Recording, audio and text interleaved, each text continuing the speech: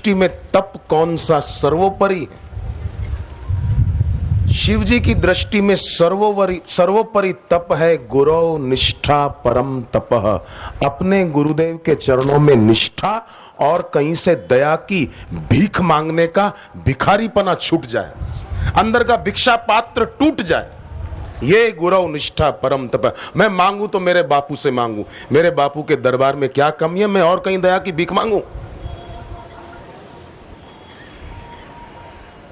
शिवजी के भक्त उपमन्यु की परीक्षा लेने हेतु शिवजी ने ऐसी लीला की, उपमन्यु कुएं में गिरा। शिवजी इंद्र का रूप लेकर के आए और कहा कि शिवजी की भक्ति करने से तेरे को क्या मिला, छोड़ दे। कुएं में गिरा, कितनी तकलीफें हुई तेरे को, खाने को भी नहीं मिलता है। मैं देवताओं का राजा इंद्र हूं, तू मेरे साथ चल, स्वर्ग में रहना और खूब मजे करना, चिंता करने की कोई जरूरत नहीं।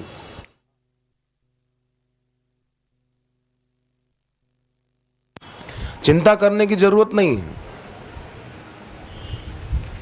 मजे से रहना, कोई चीज की कमी नहीं रहेगी तेरे को। शिवजी की भक्ति छोड़ दे बस। उपमन्यु ने कहा कि मेरे शिवजी अगर मुझे नरक में डाल दे तो भी मैं रहना पसंद करूंगा, पर शिवजी की भक्ति छोड़ना पसंद नहीं करूंगा। शिवजी के नाम का जप नहीं छोड़ूंगा, और तू मुझे स्वर्ग में हर प्रकार की सुविधा और सुख दे, वो भी मुझे स्वीकार्य नहीं है।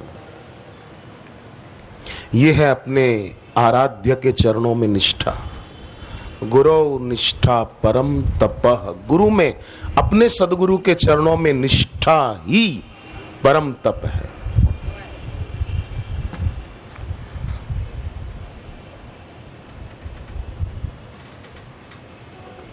तुलसीदास जी ने गणपति जी के चरणों में प्रणाम किया है, पर मांगा क्या है?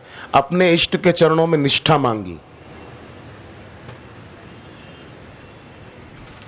मेरे दिल में मेरे स्वामी बस जाएं। गणपति जी की अच्छी तरह वंदना की। गाइए गणपति जगवंदन, शंकर सुवन भवानी नंदन। विद्यावारिधि बुद्धि विदाता, मोदक प्रिय मुद मंगल दाता। मांगऊं तुलसीदास कर जोरे, बसहि राम सिय मानस मोरे।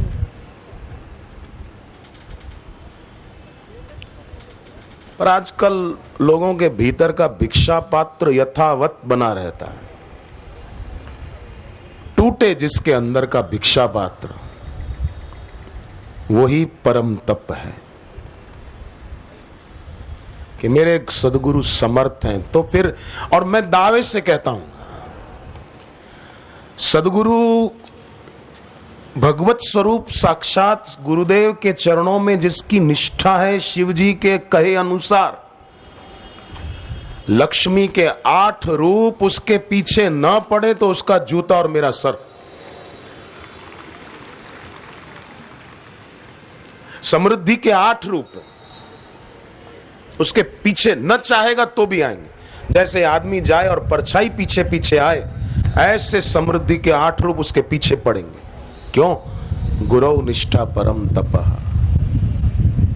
गुरु गीता का श्लोक है, ज्ञानम वैराग्यम ऐश्वर्यम, ऐश्वर्य यशः श्री समुदायतम षड गुणैश्वर्य युक्तो ही भगवान श्री गुरु प्रिय।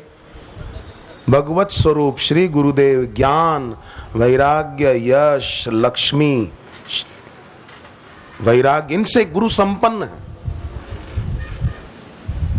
अगर ये सब चाहिए तो भी गुरु की उपासना करे शिष्य, तो उसको ये सब मिल जाएगा। वो ज्ञान में भी पक्का होगा, उसकी स्थिति होगी, वो वैराग्यवान भी होगा। मुझे एक भाई ने पूछा कि अपने जीवन के दुर्गुण दोष न छूटे तो क्या करना चाहिए। मैंने कहा उनका चिंतन नहीं करना चाहिए, और अपने गुरुदेव के दैवी गुणों को याद करो कि हमारे गुरुदेव के कैसे दैवी दिव्य गुण हैं। अकेले में बैठ के गुरुदेव से बातें करो, तो बोले कैसे बातें करें, हमको मौका ही नहीं मिलता, भीड़ में आते हैं, धक्का लगता है, पीछे आगे आना चाहे सेवादारी आने नहीं देता। मैंने कहा तुम गुरु को एक व्यक्ति मानते हो, तुम जहां हो वहां पर भी गुरुदेव हैं। तुम गुरु की तस्वीर को तस्वीर न मानो, सामने साक्षात बापू ही बैठे हैं, ऐसा भाव रखो। तो फिर देखो गुरु की मूरत सूरत बन के तुमसे बात करेगी और ये तुम्हारी लौ लगेगी, ये ज्योत जगेगी भक्ति की। देखो एक बात है, यज्ञ कुंड होता है ना, उसमें अग्नि जलाते हैं, आहुति डालते हैं, तो धुआं तब तक नहीं होता जब तक यज्ञ कुंड में अग्नि ठीक जल रही। और धुआं नहीं तो आपकी आंख नहीं जलेगी, आंख से आंसू नहीं आएंगे। पर जहां यज्ञ कुंड में अग्नि बुझी और धुआं हुआ, आपकी आंखें जलेगी। ये जो यज्ञ कुंड के पास कभी बैठे अनुभव है, मेरा तो कई बार का अनुभव है। यज्ञ कुंड में अग्नि जलती रहे तो धुआं नहीं होता, थोड़ा बहुत होता है, उससे आंख नहीं जलती।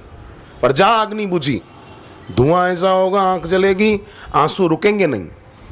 ऐसे ही हृदय में श्रद्धा और भक्ति की ज्योत अगर बुझी ना, तो धुआं ऐसा होगा कि दुखों के और मुसीबत के आंसू आंख से रुकेंगे नहीं। और ये ज्योत अगर जलती रही तो दुख के आंसू नहीं आएंगे।